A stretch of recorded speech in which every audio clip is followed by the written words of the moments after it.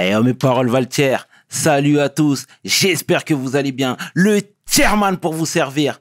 Les Guesnay m'appellent le tiers, les Fimbi 500, mais les deux sont corrects. Anyway, Sarcel représentant, Sect Abdoulaye évidemment. Bienvenue sur WSL, c'est toujours ton émission qui rassemble et motive. Au fil des émissions, nous recevrons différentes personnalités qui viendront s'asseoir à ma table, nous parler de leurs échecs, mais surtout de leurs réussites. Alors Hugo, take a seat, non? La vérité se doit d'être cannibale, réelle, authentique, deep. S.O. Suzanne Roussi Césaire. Ande Famouba. PDG, let's get it! We hustle, baby.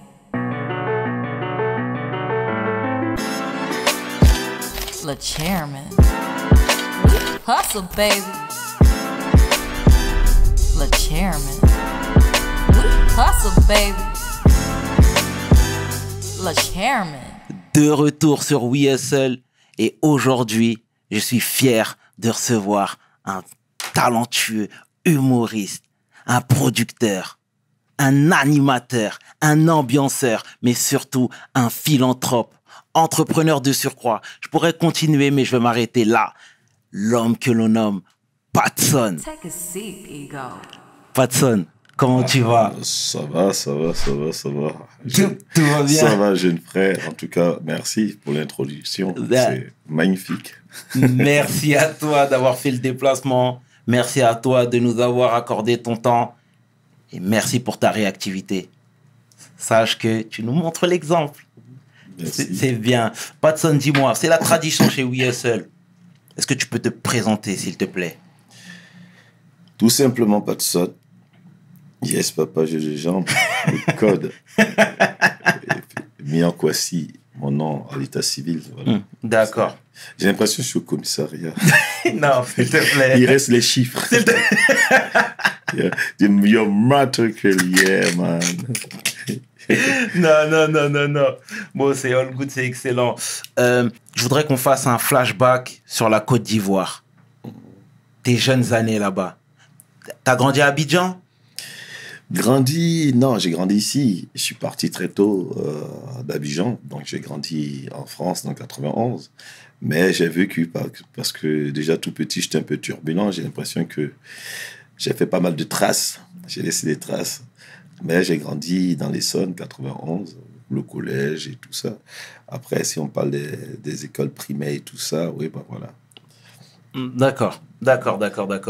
Et du coup, toi, t'as dit que t'as grandi ici, mais t'arrives à quel âge, là, ici?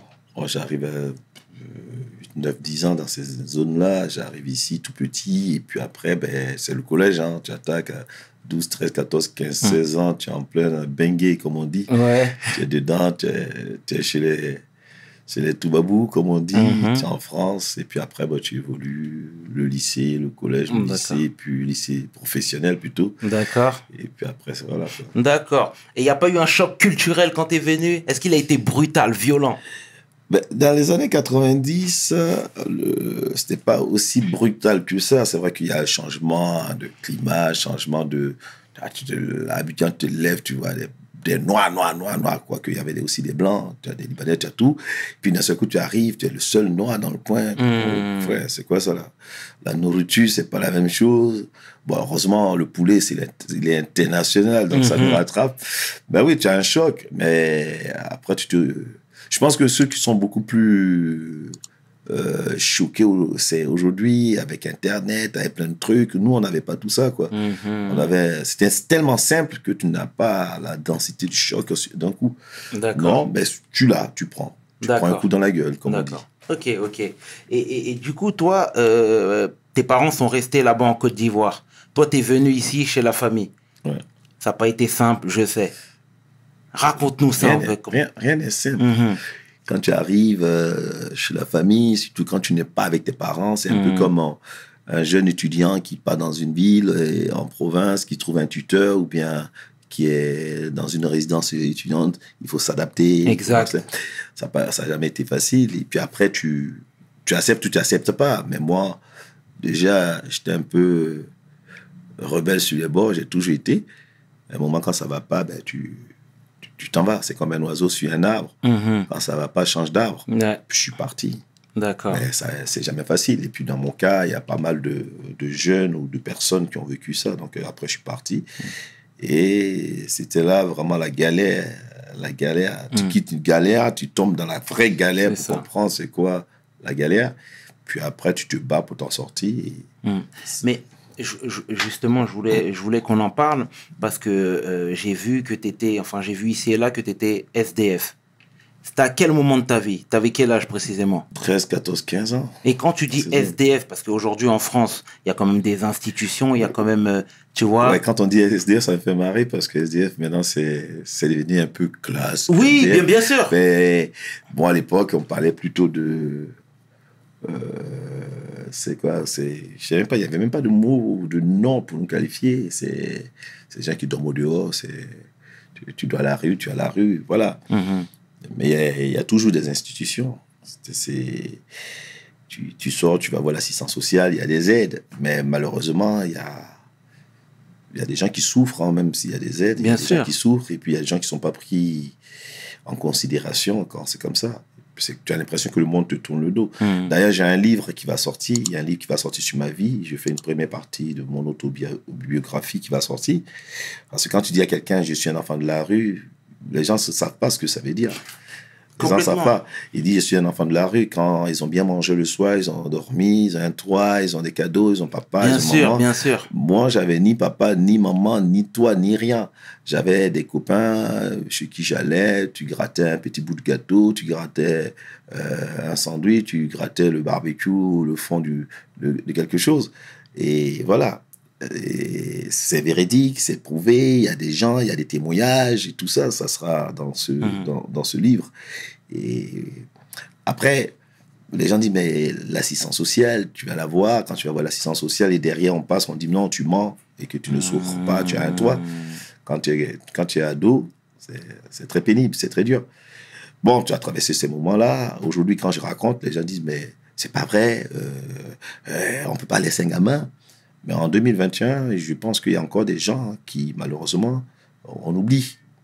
On oublie. Sinon, il n'y aurait pas autant de SDF ou autant de gens malheureux dans la rue. Il y a un système social qui fonctionne bien, que je trouve que c'est magnifique en France, mais il y a des failles. Mais il y a le système, pour mettre en place le système social, c'est des personnes. Les gens aussi se trompent. Tu peux tomber aussi sur des gens qui n'ont pas envie de faire leur boulot. Donc, il y a de tout. Et à ce moment-là, t'as pas voulu rentrer au pays? Ah, non, ça m'est traversé. Ben, bien sûr, parce que ça m'est traversé. Je pense que ta famille et toi voyaient la France comme étant l'Eldorado. Mais là, tu vois que ton horizon, c'est quand même assombri. Moi, j'ai pas voulu venir en France. J'ai jamais voulu venir en France. Tes parents? C'est plutôt ma mère. C'était ma mère parce que, bon, elle n'avait pas les moyens. Et elle a dit, bon, écoute, tu pars, il y a une possibilité. Si tu réussis, tu sors toute la famille de la galère, de la merde. Parce que c'était vraiment, je sais ce que c'est que la misère, la merde. Du côté de ma maman, puisque du côté de mon père, c'est royal. Ouais. Voilà, il y a un grand nom de famille avec des moyens, mais du côté de la maman, c'était la galère. Quand je dis galère, c'est galère, vraiment, on a mangé de la merde, en gros. Et la maman dit, ben, tu vas, si tu réussis, tu aides tout le monde. Et quand je suis venu, tout ce que j'ai galéré ici, je ne disais pas à ma maman. Et la personne chez qui j'étais racontait que tout allait bien. Alors, tout allait pas bien, ça allait mal. Tu peux dire c'était quoi le lien de parenté? Oh, c'était une cousine. C'était une cousine, c'est quelqu'un de la famille. Voilà. Et moi, je suis quelqu'un de féroce, j'aime pas baisser les bras ou je n'aime pas l'échec. Et je me rappelle encore, un soir d'hiver, je voulais aller à Roissy. Je marchais, je dis, je rentre à Roissy pour trouver un avion, prends quelqu'un, me dépose à Abidjan, je rentre. Et j'avais tellement froid, je flânais, je marchais, j'arrive à Bonneuil, parce que je suis parti de Yèvre, Vite-Crène, j'arrive à Bonneuil, puis je me dis, je faisais autostop, j'arrive à Bonneuil, il y a un monsieur qui me dépose vers la zone industrielle, Petit Carreau. Vous allez où comme ça? Je dis, je vais à Roissy. Pourquoi? Je raconte mon histoire. Il dit, mais non, vous êtes fou. Je dis, pourquoi? Il dit, non, vous ne pouvez pas faire ça. Et le monsieur m'a tellement découragé, il m'a tellement parlé. Quand il m'a déposé, J'ai dit, c'est vrai, il a raison. Il m'a dit, vous allez rentrer, votre mère vous a amené pour réussir. Si vous rentrez maintenant, elle a tout perdu. Vous rentrez sur l'échec et vous retournez dans la galère, vous mettez tout le monde dans la galère. J'ai dit au monsieur, le monsieur m'a déposé, il a dit, il a raison. Et je suis rentré. Je suis rentré hier et je dormais dans les bois, la forêt de Grosbois. Et j'étais sur mon carton et j'ai dit, moi, il faut que je réussisse. Et ce soir, j'ai dit, non, il faut que je réussisse. Et c'est parti comme ça. Dans ma galère, il fallait que je réussisse. D'accord. Il ne fallait pas que je retourne là-bas. Il ne fallait pas que je dise à ma mère où je suis, qu'est-ce que je fais et pourquoi je galère. Parce que ma mère au téléphone, elle allait pleurer. Donc, j'ai tout coupé. Je suis retourné qu'en 2001. Plus de 19 ans après. Tout le monde disait, il est mort. Il est mort en prison. Surtout ma cousine. Personne ne savait où j'étais. Et en 2001, c'est là que je suis retourné en Côte d'Ivoire. Mais là, tu es en train de me dire que pendant toutes ces années, ta mère ne savait pas, croyait que tu allais bien. Mort. Parce que, tu sais, l'instinct maternel, elle sent des choses. Non, allez, j'étais mort. Si j'accorde l'interview aujourd'hui, quand j'en parle, les gens ne connaissent pas Patson. Les gens ne connaissent pas Patson, le comédien. Les gens ne connaissent pas Patson. On ne peut pas connaître Patson. Même ma famille ne me connaît pas. Les gens ne connaissent pas Patson.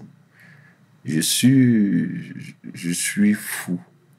Déjà tout petit, il y a des choses. Tout cela sera rentré dans le livre. J'ai vécu des trucs, échappé à la mort plusieurs fois, pas la maladie, pas ceci, pas cela, pas l'agression. J'ai la chance parce que j'ai Dieu qui est avec moi et j'ai la volonté en moi. Je ne plie pas. J'ai un mental, mais je suis peut-être pas seul au monde comme ça. Il y a des gens qui ont vraiment, des gens encore plus. Mais quand tu as traversé ce que j'ai traversé, le reste de la vie, c'est le bénéfice. Donc souvent, je rigole. Quand je vois les choses, les gens se plaignent. Je dis, ils se plaignent pourquoi? Ils se plaignent pourquoi? Moi, ma mère, quand on lui a dit, ton fils est mort, c'est fini. Dit ça à une maman, c'est terrible. Mais j'ai accepté ça. J'ai accepté pour prendre des coups. Et plus je prends des coups, plus je deviens plus fort. Comme on dit. Et il fallait que je réussisse. Sans tricher, sans voler, sans machin, sans ceci. C'est la force de Patson réside dans son mental. C'est mon point le plus fort. Et tout ce que j'ai fait, j'ai réussi tout ce que j'ai fait. J'ai enseigné la boxe. Pourtant, je n'étais pas boxeur. Et mes élèves étaient des champions. Jusqu'à aujourd'hui, j'ai des élèves qui sont encore dans le métier. J'ai enseigné le théâtre. Tout ce que je touche, je dois avoir une réussite derrière, sinon je ne le fais pas. Sinon, je ne le fais pas. Le théâtre, je suis allé dans le théâtre. Je prends du plaisir à jouer au théâtre. Moi, ce n'est pas un métier. C'est inné, c'est un don. Mais j'ai fait l'école en plus. On dit Patson, il est fort. Mais les gens ne savent pas d'où je tiens ça. Et tout petit, ma grand-mère disait, les gens disaient, il y a une goutte sur la langue de Patson. Quand il dit quelque chose, il arrive à convaincre n'importe qui. Je suis allé partout ici en France. On m'appelait échantillon, on m'appelait JR, on m'appelait cerveau. Parce que partout où je rentrais, j'obtenais quelque chose. C'est ça qui m'a forgé, m'a donné l'envie de réussir, d'avancer. Et souvent, je dis aux jeunes dans les banlieues, je fais le tour, je leur parle. Il faut avoir un mental. Et c'est mon mental qui m'a fait que j'avais oublié que j'avais une mère quelque part, j'avais des sœurs. C'est pas donné à tout le monde. Pas donné à tout le monde. Et aujourd'hui, comme dit chez les Arabes, les musulmans, Hamdoullah. Est-ce que tu ne penses pas que ta mère, elle avait déjà décelé cette étoile en toi, cette force? Parce que vous étiez nombreux, mais c'est toi qui es venu en France. On parle tout le temps de l'instinct. On parle tout le temps de l'instinct maternel. C'est ma grand-mère. D'accord. Ma grand-mère. Quand j'étais gamin, il y avait un imam. On l'appelait monsieur Al-Mami. Al-Mami, moi j'étais tout petit, je racontais une histoire aux gens et les gens devenaient fous. Les adultes étaient autour. J'étais tout le temps avec des adultes. Et l'imam Al-Mami avait prédit, il dit, parmi tous tes enfants, là, il y a un, celui-là, C'est un génie. Aujourd'hui, quand tu dis, les gens se disent, oh, ils se donnent des fleurs, ils se donnent des trucs. Parce que tout le monde dit, oui, tu sais, je suis prince chez moi, en Afrique, je suis prince, je suis ceci. Non, faut pas se donner. Et l'imam avait dit ça. Et ma grand-mère, qui s'occupait de moi, qui soignait par des plantes, qui était une grand-mère formidable, c'est elle qui m'a élevé. C'est une suite logique de ma vie, quoi. Dans le livre, on évoque. Et ça s'est suivi comme ça. C'est ma grand-mère. Et après, par ma volonté, ma mère a vu qu'il y avait un truc. Mais c'est plus ma grand-mère qui disait à ma mère. Ma mère ne m'a pas élevé. Mon père ne m'a pas élevé. Ma grand-mère, après, on s'est débrouillé. Et puis, voilà. Ta grand-mère maternelle. Ouais. Et c'est comme ça, parce que chez nous, je suis originaire de la Côte d'Ivoire, je suis à Igny, à Caen, descendant des Ashanti. Et quand tu parles du royaume Ashanti, ce que je dis, ça y est dans l'histoire des Ashanti. C'est comme de la magie, c'est spirituel, ça s'explique pas. Je suis pas un pasteur, je suis pas un marabout, je suis pas en train de dire que j'ai des visions, non. Mais ça a toujours été ça.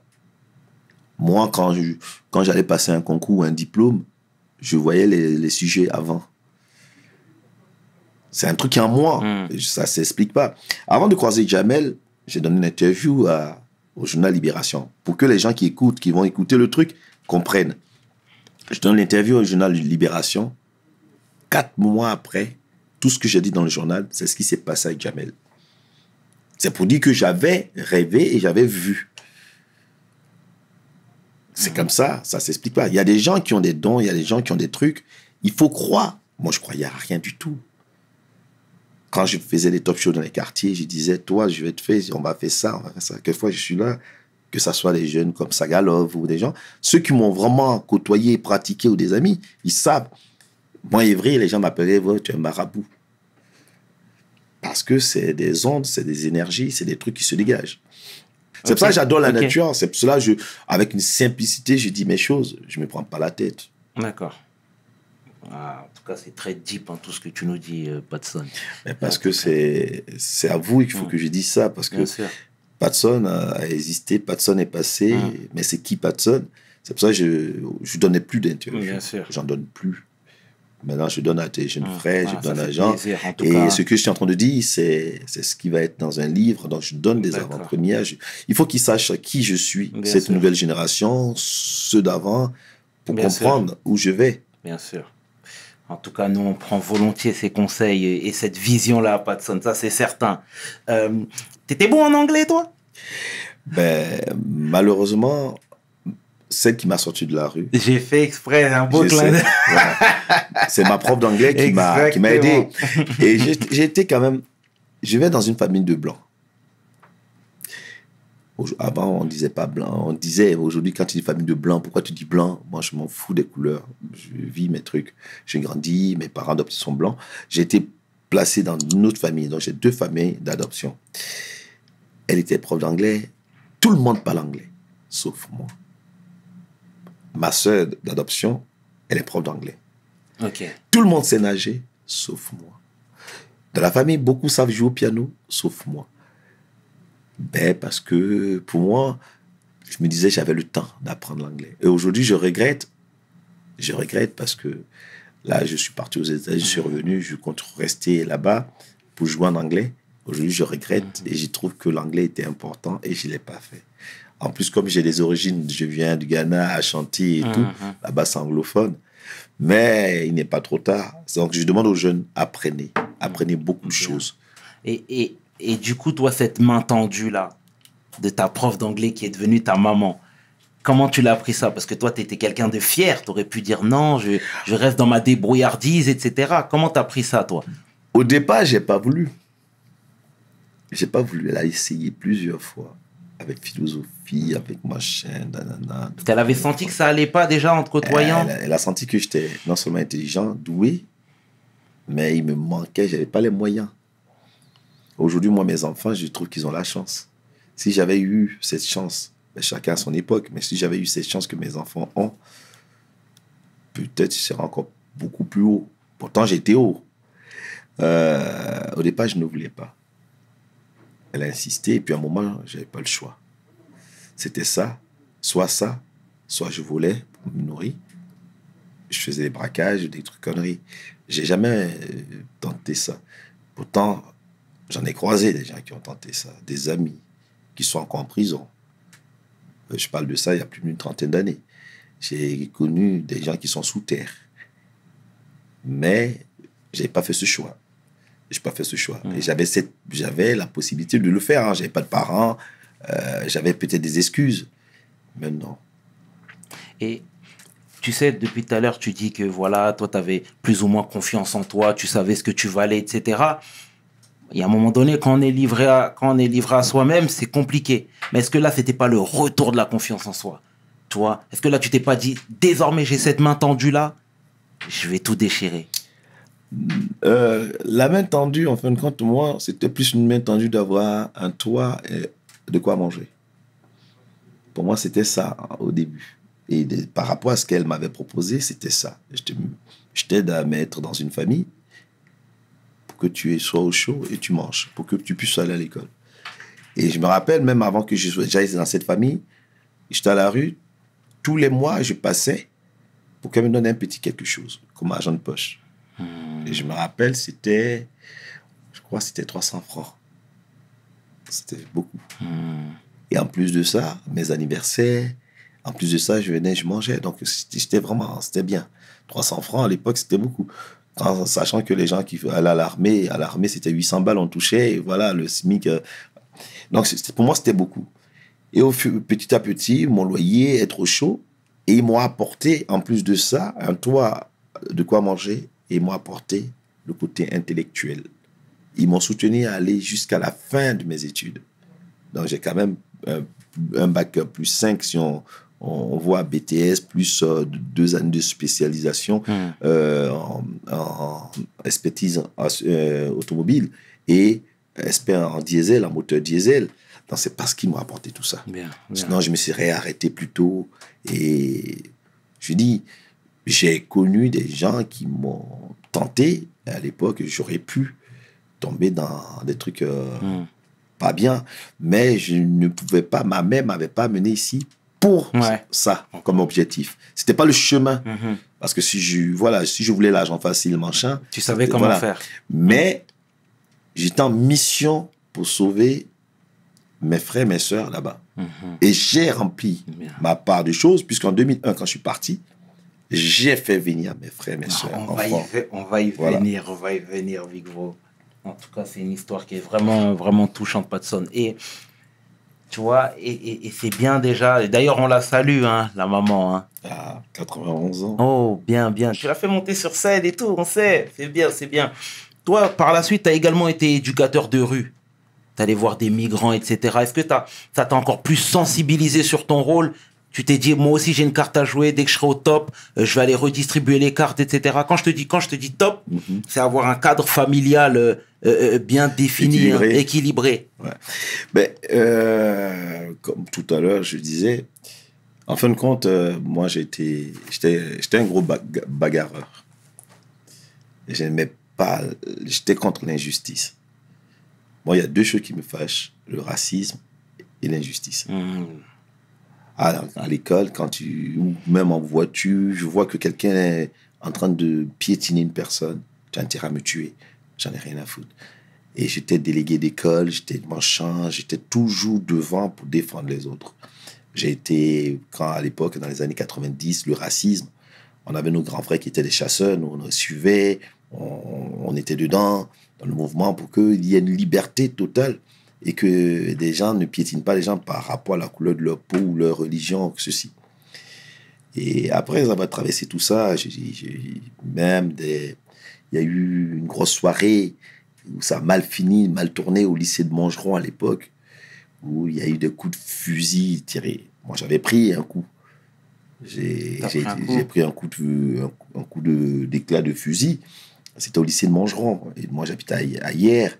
Donc, on a tourné vraiment dans de ce côté sombre, avec des amis, des gens, des grands frères. On a stabilisé quelque chose pour que des gens soient libres ici. À force, tu sors de la rue, tu te bagarres, tu fais des choses. Mais moi, je ne me battais pas parce qu'il fallait se battre. Je me battais pour une liberté. Je me battais pour qu'on soit vraiment respecté ou quoi que ce soit. Et après, j'ai dit, bon, socialement parlant, j'ai fait toutes mes études, j'ai fait tout ceci, et je suis allé dans le social. Donc, j'étais éducateur des manouches, j'étais au ministère de la Justice, l'ordonnance de placement, l'ordonnance 45, je travaillais avec les tribunaux, je récupérais les jeunes qui ont commis des crimes, et je les mets dans les foyers classiques, CPI, centre de placement immédiat. Et j'ai aidé les gens parce qu'ils avaient besoin de moi, pour mieux comprendre leurs problèmes, parce que je venais de là. Et après, ben voilà, de fil en aiguille, j'ai eu les banlieues, les quartiers, Mantes-la-Jolie, Trappes, Sarcelles. Après, je suis allé dans le sud de la France, Montpellier, tous les tribunaux de France, je travaillais avec. Et c'était pour moi une manière d'apporter ma contribution à la France, à l'édifice, aider les gens, parce que j'ai été aidé et j'avais la méthode, la manière pour ne pas que la personne sombre. Bien. Parce qu'il n'avait pas d'excuses. Moi, je venais de là.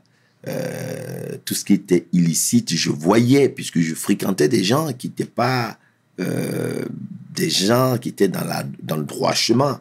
Ils avaient leur objectif à eux. Moi, je n'avais pas les mêmes, mais c'était des amis.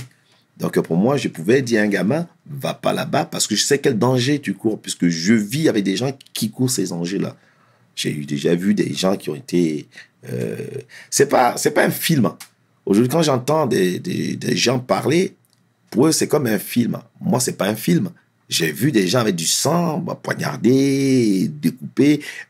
C'est en France. Je ne parle pas d'un autre pays. Et j'ai vu des gens dans des trucs pas bien.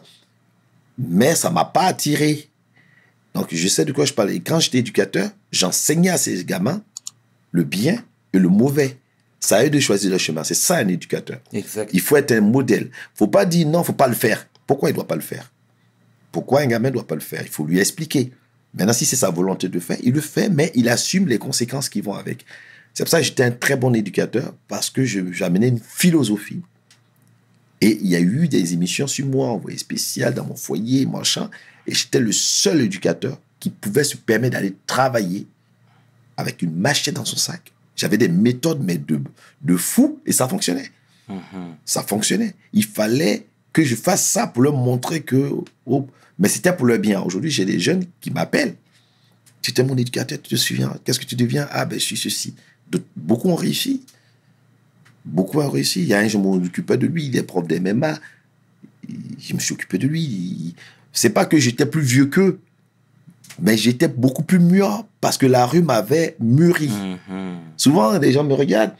J'ai été éducateur à l'âge de 18, 19 ans. 18, 19 ans. Pourtant, souvent, les jeunes qui étaient avec moi, ils avaient à peine 15, 16, 17 ans. J'étais directeur de structure très tôt parce que non seulement j'avais la grande gueule, j'avais du métier, je connaissais et les gens me respectaient.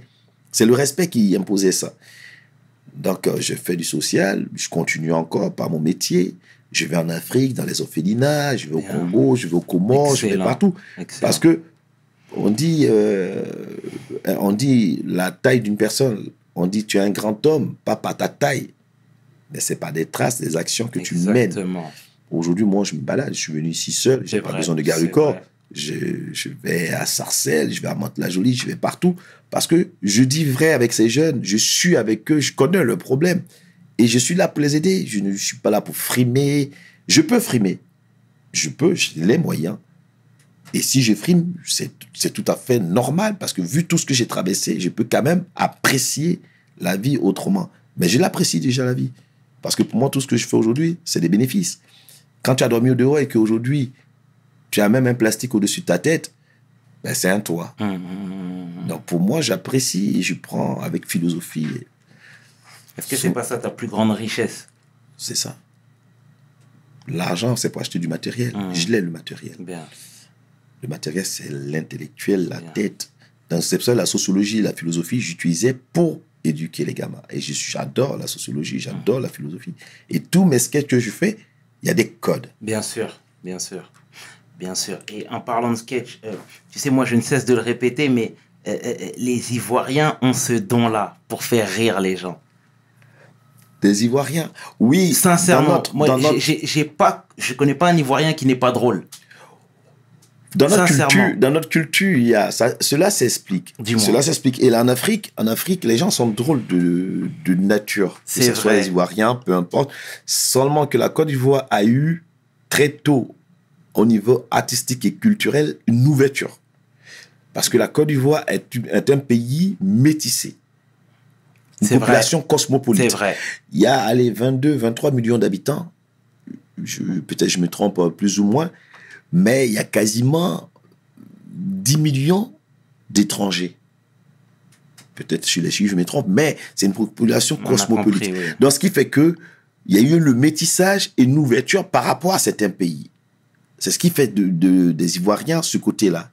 L'autodérision, on connaît, et puis voilà, une ouverture.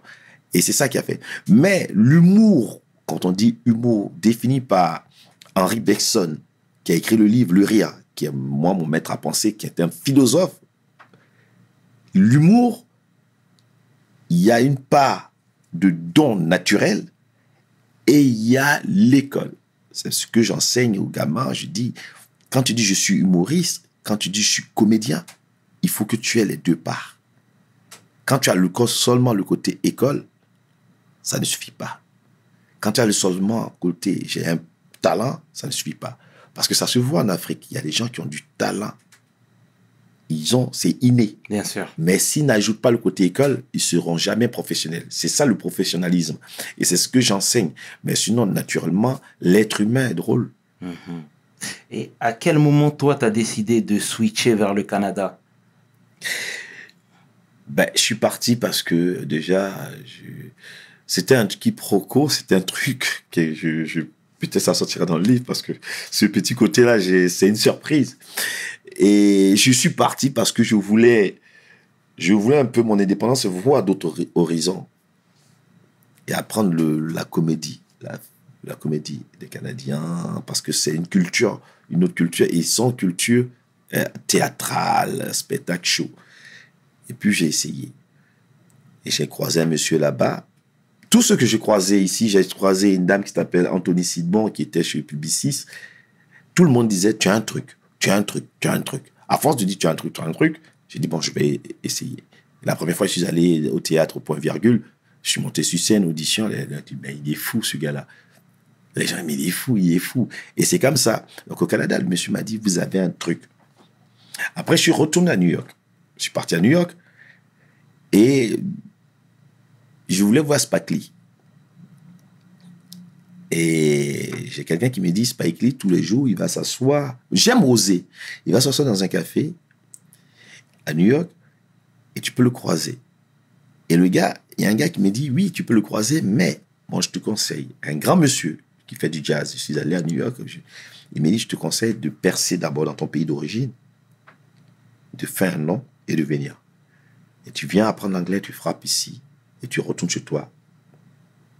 Bingo. Mais si tu viens ici à l'aventure, et que ça ne marche pas, et on ne te connaît pas là-bas, c'est mort. C'est pour ça que j'ai adopté cette stratégie. Je ne l'ai pas fait par hasard. Et je suis allé au Canada, j'ai côtoyé, j'ai titillé, j'ai vu un peu, puis je suis venu en France aujourd'hui. D'accord. J'ai fait le tour. J'ai fait vraiment le tour de tous les théâtres. J'ai écrit 5-6 spectacles à cartonner. J'ai un DVD, 3 films. Je n'ai pas voulu faire des films, je n'ai pas voulu forcer. Aujourd'hui, je pense que c'est le moment d'aller voir ce qui se fait ailleurs et d'apporter cette culture africaine et la culture française là-bas. D'accord. Et je suis allé au Canada pour prendre un peu. D'accord. Donc tout était déjà bien calculé. Moi, je calcule tout ce que je fais. D'accord. D'accord, bien. Non, mais c'est tout à ton Il n'y a honneur. pas de hasard. Tout... Dans tout ce que je fais, il n'y a pas de hasard. Je calcule.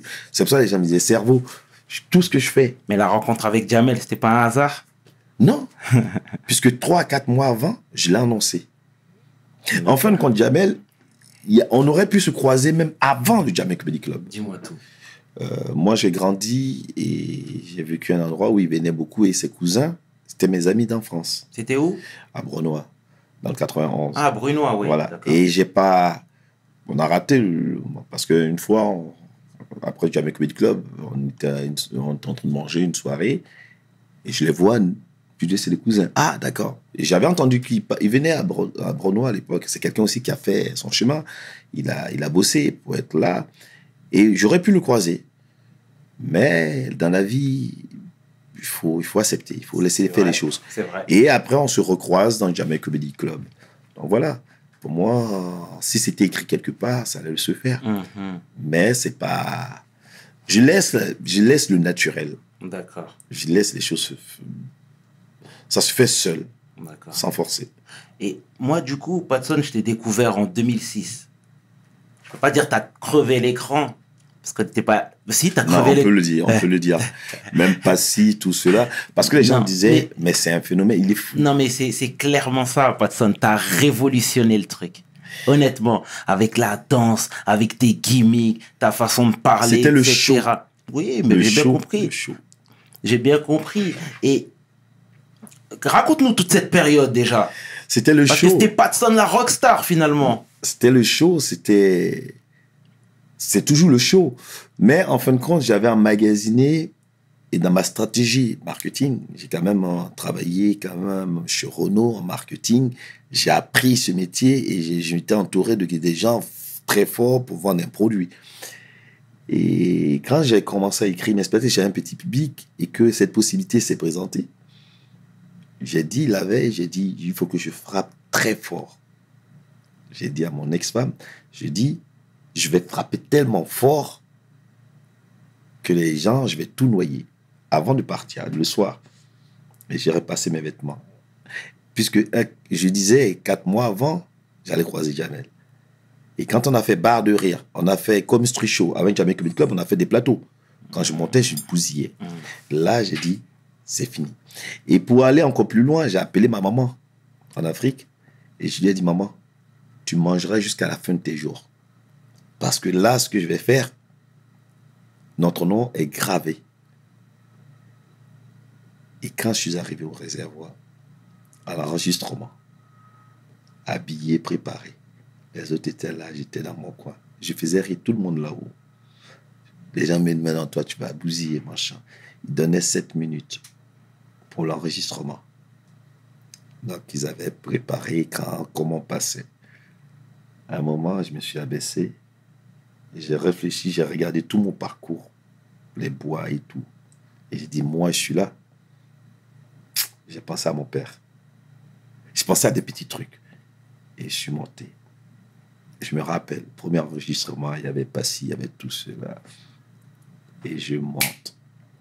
Et j'envoie missile, boum, boum, boum, boum. En terrain portugais, tu es en train de te casser un mur. Boum, boum, boum. J'ai fait, yes, papa, jeu de jambes. Ça, c'est cadeau. Tenez, ça, c'est pour vous. Deuxième vanne, j'envoie. Troisième vanne, j'envoie. André, EDF a branché les câbles carrément sur la salle. Wow. Plié. Plié. Les gens de Canal, les gens machin, plié. Montage, diffusion. Waouh! Mes sketchs étaient les plus vus et les plus téléchargés. Les gens disaient, mais c'est fou, c'est qui, c'est quoi? Jusqu'à, il fallait enlever mes sketchs parce que les gens n'allaient pas acheter le DVD, ils regardaient que mes trucs. Les gens m'ont dit, non, c'est une chance. Il a une chance pour la première. Et j'ai déchiré mes chemises. Hein. Je suis le plus fort, le plus beau, puis je regardais, puis je montrais les abdos. Parce que j'étais sûr de mon coup. Parce que plus rien ne pouvait m'arriver. Quand tu as traversé le désert, tu n'as pas eu soif, c'est pas en traversant la piscine, tu es amoureux de soif. Ah, bim, bim, bim, bim, voilà. Et j'ai frappé. Et deuxième édition, encore plus fort, boum. Là, je dessine la chemise et il fallait refaire une prise. Ils ont même scotché la chemise. Ils ont scotché ma chemise pour vraiment comment on appelle ça, pour que je refasse la prise. Plus fort encore. Pourtant, tous ceux qui disaient, non, il a eu la chance, Patson a eu la chance, il a été fort pour le premier Jamel Comedy Club, le deuxième, il ne frappera pas fort. Encore plus fort. Et le troisième, explose. Bien, bien. J'explose, bim, bim. La chanson avec Mokobé. Bien. Bam, je frappe encore. Phénomène. Bien. Bien. Et comment toi, tu as vécu tout ce moment-là, toute cette période-là? Tu t'étais partout. T'as jamais été en studio. Boum, tu rentres avec Je mon rentre Kobe en cabine. Avec Mokobé, je rentre en cabine, je lui dis. Il vient me chercher. Hein. Je arrive, je lui dis, Mokobé. Quand j'ai Et comment, devant des déjà, ingénieurs, comment elle s'est passée la connexion? il est venu au théâtre, Mokobé. C'est 113, Tonton du Bled, machin, ta. Il vient, il dit, je veux qu'on fasse. Mokobé, je sais pas chanter, qu'est-ce que tu me racontes? Je dis, non, grand. Non, il te faut. C'est mon truc. Mon album, quand il a dit l'album s'appelle Mon Afrique, j'ai dit, bon, c'est que c'est notre Afrique à nous deux. Moi, je me prends pas la tête. Je sens les trucs. Je sens les trucs. Et là, on arrive en studio. Quand je sors du studio, mon mot, quand je posais, les gens étaient pliés. L'ingénieur était plié. Il dit, mais il est fou. Français, machin, il ne connaissait pas. Il est fou. Quand je suis sorti, j'ai dit, bon, c'est un tube, je m'en vais. Je ne suis pas resté, je suis parti. Ils ont fait tout. Ils reviennent. Je signe les papiers, ça, c'est machin. Tube d'été. On dit clip. Ils ont fait scénario du clip. M'envoie, j'ai regardé la dame qui a fait Sony Music. Elle a fait, j'ai regardé le scénario, dit madame, ça c'est nul. Ah bon? J'ai dit non, je joue pas dans ça. J'ai pas besoin de jouer. Non, mais j'ai dit voilà, vous allez faire celui-là. Et dans le clip, c'est moi qui fais les personnages, amène ma tenue et tout. Il y avait Hélène, la femme de Omassi. D'accord. Hélène, oui, elle était là. Elle Hélène, la sœur, la frangine. Donc on fait le truc, boum. Meilleur clip, machin, j'entends Sky dans les radios. Aïe, aïe, aïe, aïe, aïe. Là, c'est pas une porte qui est ouverte, c'est carrément Rungis. Et pendant ce temps, le patron de mon spectacle cartonnait. Jamais Kobe Club, je cartonnais. Kobe, je cartonnais. Je jouais 3 fois par soir. J'étais au théâtre de 10h, taxi moto m'amène au casino, je finissais, j'enchaînais avec Mokobe. Bam, bam, bam, bam, phénomène. Partout. Partout. Et après, les gens ont dit, non, c'est un hasard. Le 4e, je ne voulais pas faire le 4e. Je suis venu, boum. C'est personnel, tonton Manu du Mango. Il m'a dit, mon fils, fais-le. Boum, j'explose. Et après, je dis, quand c'est doux, on ne fait pas trop doux. Sinon, ça devient doudou. Et quand doudou est doux, c'est les ennuis derrière. Quand une doudou est doux, c'est les ennuis derrière. Et c'est quoi ta relation aujourd'hui avec Jamel? Jamel, c'est un petit frère. Je ne me suis jamais fâché. Jamais. Je le remercie toujours. Il fait partie de ma vie, puisque j'en parle tout le temps. Il m'a médiatisé, m'a mis à la lumière. J'allais arriver à la lumière. Il a anticipé. C'est un accélérateur. Il a respecté. Oui, parce que ma route était tracée. Je le remercie. C'est moi qui ai fait partie de Jamel en Côte d'Ivoire. C'est moi qui ai fait que Jamel a connu l'Afrique noire. Il ne connaissait pas. Il allait au Gabon, c'est moi qui ai fait. C'est moi qui ai fait partie en Côte d'Ivoire. Donc, quelque part, c'était une manière de lui dire merci. Tu m'as donné, je t'ai donné. Voilà. Mais je n'ai pas de souci. C'est un petit frère. Tout récemment, son père, que je connaissais. La maman que je connais aussi. Mais quand il a perdu son papa, j'envoie un message de condoléances à lui et à sa famille. Et pour moi, c'est la famille. C'est la famille. D'accord. Je n'ai pas d'animosité, on se voit, on rigole. On en a passé tellement de bons moments. Bien. En tête à tête. Tête à tête, Jamel et moi, à Bordeaux. On a échangé sur des choses que personne parmi tous ceux qui sont là. Ça, moi, je le sais. Lui, il le sait. Lui et moi. Et Jamel Koubitko, ce que j'ai apporté. Mes spectacles, ce que j'ai apporté. Vrai. J'ai le record d'influence du théâtre de 10 heures, du Temple, sans inviteurs, blindé. On s'est retrouvés, nous deux, dans la rue à Bordeaux. On sait ce qu'on vit. Il a un problème à la main, moi j'ai un problème au pied. On sait de quoi on parle. Donc Jamel, pour moi, je pense qu'on a des souvenirs que lui ne peut pas oublier et que moi, je ne peux pas oublier. Bien. Et quand quelqu'un te tend la main, tu ne peux pas oublier. C'est bien, c'est bien, c'est bien. Ah, il faut le dire, il faut le dire. Parce qu'on a eu vent qu'il y avait de la tension entre vous deux, etc., qu'il y avait de la friction. Donc, autant clarifier la situation. Non, j'ai jamais eu de tension. D'accord. Avec peut-être d'autres personnes, j'ai jamais eu de tension. Moi, si j'ai quelque chose, je vais lui dire. Il sait. Pour moi, son bureau, il n'y avait pas de porte. Je rentrais, je dis, hey, Jamel, machin. C'est un petit frère. En âge, je suis plus vieux que lui. Mais alors, je viens. Jamel n'était pas mon patron. C'était une collaboration. Il produisait un spectacle. Il gagnait de l'argent, je gagnais de l'argent. Il n'a pas fait de social. Moi, donc, pour moi, c'est un frère. C'est un frère. C'est le seul en France qui a pu apporter ce côté médiatique. Donc, il faut dire oui, il faut le reconnaître. Mais c'était pas du social, il a aussi gagné de l'argent. Mais j'ai jamais eu de problème avec lui. Bon, bah, c'est bien, en tout cas. Je dis, il n'y a même pas une semaine, avant l'interview, je lui ai envoyé un texto. Bien. Avant, quelquefois, quand il a écrit son spectacle, il était au Casino de Paris, il m'a envoyé, allô frérot, tu m'as oublié ou quoi, viens, je vais voir son spectacle à la fin. Voilà, j'ai pas de souci. C'est bien. En tout cas, le message est passé, Patson. Mais tu viens de parler de ton problème au pied. C'est trop personnel ou tu peux dire comment c'est survenu? Oh, c'est une nana.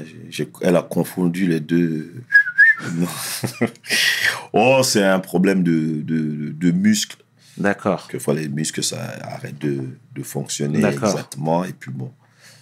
Mais ça ne m'a pas empêché de faire du sport, j'ai été quand même un champion. Bon, mais là, je vois, là, t'as des restes. Ah non, il y a de la viande encore. C'est pas comme au grec, hein, il ne reste pas que les oignons. Il y a encore de la viande.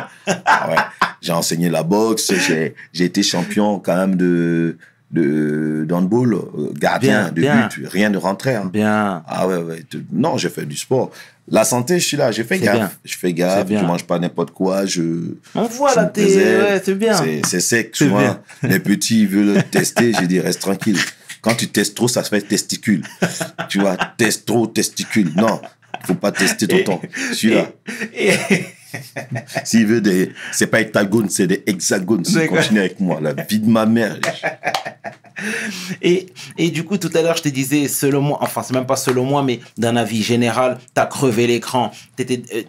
On a vu plein de comédiens exploser après le Jamel Comedy Club. Est-ce que toi, il y a un goût d'inachevé? Un goût d'inachevé? On parle en toute transparence ici. Non. Un goût d'inachevé, non. Si c'est par rapport aux médias, puisque c'est les mêmes questions qui viennent, pour moi, c'est pas un goût d'inachevé. Chacun fait son truc. Moi, j'ai achevé mon boulot. J'ai fait rentrer dans le stand-up français la culture africaine. Mon travail, il est fait. Aujourd'hui, tout le monde, quand tu vois un comédien qui joue, il dit coupe le micro. C'est moi qui dis coupe. C'est pas une boîte de nuit ici. Les thèmes, quand je disais Lago, là, machin, qui connaissait? Soubaï, qui connaissait? Dans le morceau avec Mokobe, Bocho, qui connaissait tout ça? Qui disait la vie, elle est jolie comme soleil de minuit? Qui connaissait ça? Il y a des rappeurs qui m'ont rendu hommage. Ayam m'a rendu hommage. Il y a plein de gens qui m'ont rendu hommage. Yes, papa, j'ai des jambes. Donc, pour moi, j'ai fait mon travail. Aujourd'hui, j'ai été le premier quand même à porter un paille Kita. Kita, c'est un paille royal de chez nous, à chanter à la télé. J'ai mis sur moi à la télé dans le Jamel Comedy Club quand on était au Casino de Paris. Personne ne l'avait fait avant. C'est moi qui ai fait vanner les Antillais. Avant, c'était Pascal Légitimus qui faisait PO, machin. Mais moi, j'allais à fond parce que j'ai vécu avec des Antillais. Je les connaissais. J'envoyais ça. J'ai apporté une touche au stand-up français et que aujourd'hui, je vois les jeunes qui le font. Ça me fait plaisir. Pourtant, j'en ai bavé. On me traitait de blédard, on me traitait de ceci. J'ai pris des coups pour que aujourd'hui, ça change. Comme d'autres ont pris des coups avant moi pour qu'aujourd'hui, je puisse conduire une voiture. On a des parents, des ancêtres qui n'avaient pas le droit de manger. Ils étaient esclaves. Aujourd'hui, leur souffrance a fait que nous, on est un peu plus libres. Ou on est libre. Et puis demain, nous, si on a fait que d'autres seront libres. C'est une chaîne. Aujourd'hui, non. J'ai fini le travail. Maintenant, au niveau médiatique, moi, c'est une stratégie. Si on dit, on te voit nulle part, tu as fini ou quoi? Je ne suis pas fini. L'année dernière, j'ai joué Apollo Théâtre, j'étais tranquille. Je suis allé aux États-Unis, j'ai fait une tournée, je suis parti au Sénégal, je suis parti en Côte d'Ivoire, je suis revenu. C'est le Covid qui nous a bloqué, mon spectacle est prêt, il s'appelle Tonton Flingueur. Là, ça va flinguer tout le monde. J'ai joué dans 3 films. Qu'est-ce qu'on a encore fait au bon Dieu? Je n'étais pas l'acteur principal, je me suis pas mal débrouillé. J'ai fait Débarquement immédiat, je me suis pas mal débrouillé. Premier de la classe, le film, je me suis pas mal débrouillé. Oh, tonton, le CV, il est tranquille. Quand les jeunes m'appellent, hey, tonton, c'est pas pour rien. Quand on te dit tonton, c'est qu'il y a quelque chose qui est là-bas, il y a un respect. Et voilà, donc pour moi, j'ai fait le travail. C'est à eux maintenant de faire le boulot. Je suis parti aux Antilles, il y a, comment ça s'appelle, quand je parle de section d'assaut, chaque fois, ces jeunes, tous, ils m'adorent. Voilà, mais je suis parti, j'ai vu, comment s'appelle ce jeune Congolais le frère de Maître Gims. Dadju. On était en Guadeloupe, on avait fait notre show, il vient faire un show, il me voit, yes papa, tonton. C'est un respect, mes petits. Je suis content de les voir dans la musique, ils cartonnent. Chacun joue ses partitions. Moi, je suis encore là dans l'humour, on ne peut pas m'enlever. Je suis là. Je suis là. Là, je ne suis pas aux États-Unis avec ce projet. Si ça se fait, mais c'est pas pour ouvrir d'autres portes pour d'autres personnes. Mais pourquoi là, c'est le clap de fin ici? Pas le clap de fin. Je vais apporter notre culture là-bas, puis je vais rapper en anglais. Si je parle anglais, je parle plus français. Ils sont dans la merde, les gens. Il pas là, you know, yes, c'est une autre dimension que je vais prendre. Ça veut dire, tu trouves, qu'ici, t'as fait le tour, finalement. Je fais le tour, tu fais l'Olympia, tu fais le Casino de Paris, tu fais machin avec, j'ai rempli des salles, machin, à un moment, tu veux pas tourner dans les mêmes salles et revenir avec le même spectacle. Non, c'est humain. C'est autre chose.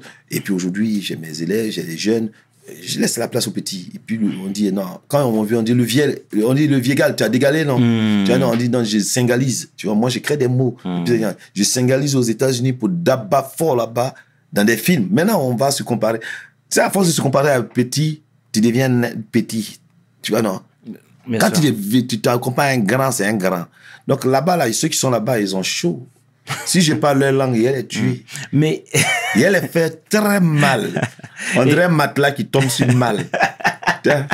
Voilà, j'ai fait très mal, comme un matelas qui tombe sur mal. D'accord. Baba mal. J'ai fait mal. Et Fatson, il y a aussi ce qui m'a interpellé chez toi, c'est... Tu as travaillé chez Africa numéro 1 pendant 15 ans, je crois. Ouais. C'est ton côté humain, social qui revient à chaque fois, tu vois. Les gens t'appelaient d'un peu partout. Ils avaient des problèmes, les assos, les gens même qui étaient dans les foyers. On connaît ça, et les gens qui se situent là-bas et tout.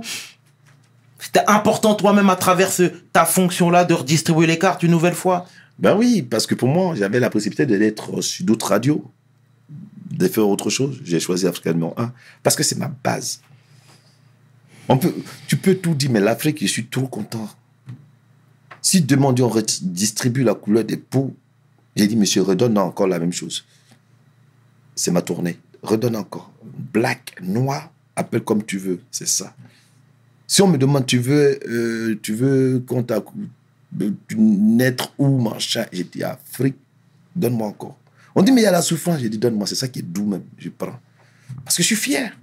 J'ai fait 15 ans, des associations, des gens... Moi, je suis porté par un continent. Il faut que les gens se mettent dans la tête comme si l'Europe soutenait un artiste. J'ai jamais vu un artiste français, à part les Johnny, machin, mais du stand-up aimé en Roumanie. Moi, je suis aimé par les Rwandais, les Congolais, au Nigeria. Même ceux qui parlent anglais au Ghana, qui parlent anglais et français, même. Un continent. Et c'est pas petit continent. Donc, qu'est-ce que tu veux, frère? J'étais sur Africa numéro 1, c'est pas stratégie, j'ai fait 15 ans. Des associations, des mamans, des machins. Là, on vient de m'appeler pour le Tchad, la jeunesse, de parler aux jeunes. Quels sont les artistes qu'on appelle pour parler dans un pays? Pas de ça. Mais je le fais simplement parce que je dois accomplir la mission. Je fais des choses. Quand tu dis, les gens disent, ah, mais tu te la pètes, pourquoi c'est... Il y a d'autres qui le font, hein. Econ le fait. Je respecte un gars comme Econ. Eto, je sais ce qu'il a fait, qu'il ne communique pas dessus. Il y a des choses qu'on ne communique pas. C'est des interviews, on en parle. J'ai un respect pour Eto. Je ne l'ai jamais croisé. Hein. Jamais. Si je le croise, c'est vrai que ça va être croisé. J'espère que je le croiserai un jour quand il sort du distributeur automatique. comme ça, automatiquement, il va me distribuer. Je vais devenir un distributeur. T'es déjà bien. T'es déjà bien. Ah non, quand tu as Eto, on dit quand Eto te chiffre, tu vois vraiment les flashs. Non, j'ai trop apprécié Africa numéro 1. Bien. Ça m'a permis de sortir des artistes, d'aider, d'avoir tout le monde. J'ai eu tous les chanteurs. Parce que c'est à nous de faire notre truc. C'est à nous de créer nos choses. C'est nous de faire des trucs. Voilà. En tout cas, tu nous as clairement fait du bien, ça c'est certain. Tu parlais de Drogba et tout. C'est des gens qui se positionnent d'un point de vue sociétal et politique. C'est quoi, toi, ton rapport par rapport à ça? Même ce qui se passe en Côte d'Ivoire, etc. Moi, je sais que tu fais plein d'allers-retours. Je fais des actions. Je sais, mais il y a parfois, on est obligé de communiquer. On est obligé. Oui, je fais des actions, Cameroun, partout, j'entreprends. Je n'ai pas le gros moyen finance, parce que moi, je finance mes trucs, mais je ne fais pas de politique. Quoique tout ce qu'on fait, c'est de la politique. Il y a une manière de faire, traditionnelle ou pas. Mais je n'aime pas choisir un camp. Moi, je suis pour le peuple, je fais mes trucs. En Côte d'Ivoire, je ne prends pas position. Position contre qui, quoi, comment. C'est mon pays. Quand quelqu'un meurt chez moi, je suis en deuil. Quel que soit l'endroit où il est, je suis en deuil. Quand quelqu'un meurt en Afrique, je suis en deuil. Quand quelqu'un meurt dans le monde, c'est un humain qui est parti. Donc, moi, je ne me positionne pas. J'écoute, je fais ce que j'ai à faire, et puis basta. Mais je n'aime pas faire du bruit. Je n'aime pas faire du bruit. Je fais ce que j'ai à faire, et j'aime pas faire du bruit. Pourtant, je peux, hein. Mais bien sûr, j'ai le pongo pour ça. Mais il y a des fois, il faut montrer ce qu'on fait. Malheureusement, on est dans une société qui veut ça aussi. Maintenant, j'ai compris. Mais je le fais par les résultats. Si ça soit minime ou pas, je fais pas les résultats. Mais après, je respecte le choix de tout un chacun. Donc, quand je dis je respecte les gens comme Eto'o, machin, je respecte. Ils n'ont pas une vie facile. Ils se sont battus. Eto'o, il s'est battu. Avant d'être professionnel, il s'est battu. Il a essuyé des revers. Il n'a jamais eu le ballon d'or. Ce gars-là n'a pas eu le ballon d'or. Oh, Thierry Henry n'a pas eu le ballon d'or. Anelka. Et là, pour toi, c'est la couleur de peau qui est...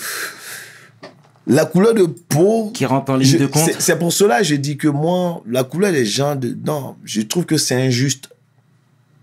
Moi, j'ai grandi avec des blancs, des noirs, des machins. C'est injuste. C'est injuste.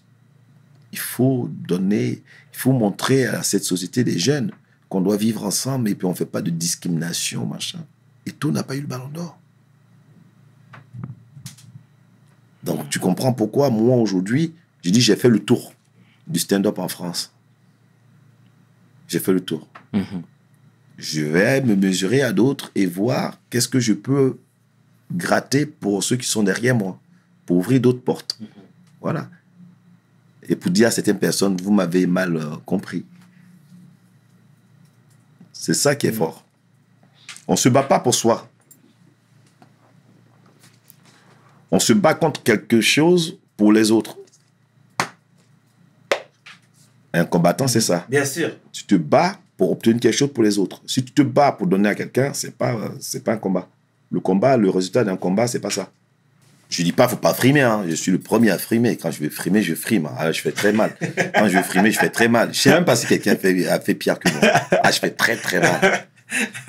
Ah non, je fais très mal. J'ai déjà une fois, j'ai mis le point mort, j'ai laissé la voiture qui roulait, qui descendait, puis je marchais à côté. J'ai dit non, je suis calé.